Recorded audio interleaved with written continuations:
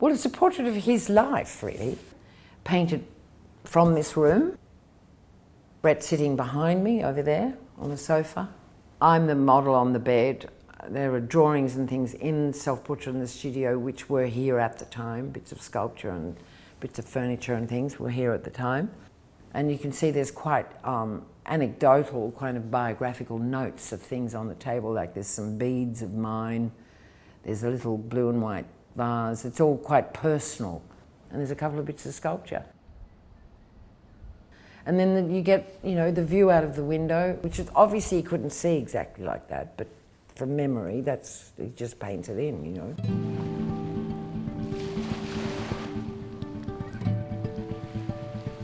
I'm completely addicted to Lavender Bay, and so was he. We just fell in love with it. In fact, the reason we found this flat in this old house on the harbour was the reason we stayed in Australia. When he painted on canvas, he painted very thinly, so the light can come from the back. When he painted on board, that you tend to get a much more textured, layered kind of painting. But you can see that it's quite loosely painted in a sense, and it's quite calligraphic. It's that other side of Brett where he takes a brush, a big brush, and he draws it, you know, quite briefly. You can see the things on the wall, the things that it indicates rather than things, thinner paint. So he's really creating an atmosphere around the sitter, in that case himself. You know, Brett had to teach himself to draw, had to teach himself, you know, in order to have the confidence to be able to make those very loose lines. And he wasn't really so much into portraiture except for self-portraits and a few of me, you know, because I was just here. He could, you know, make a kind of quick drawing of me or of himself without having to worry about.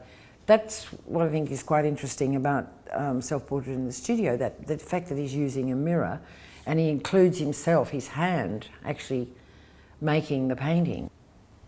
Of course, the self-portrait in the studio also explores, in the face, in the mirror more than anything else, the kind of darker side of Brett's psyche, which is something he was always interested in. It's not a kind of joyous self-portrait. We were both addicts at the time. Early days for addiction, but for us. But we were both interested in the dark side. But it's a struggle when you're going through that, and you're both seeking out the beauty. You're seeking out the beauty that's in the addiction itself for a brief period of time, and the insights you get. Also, it's a self-acknowledgement. It's a confession. I'm not a saint. You know, I'm an artist. I have a dark side as well as a light side, which everybody might like to see, only in the more kind of joyful works. The painter who's painting this has got a dark side as well as a light side.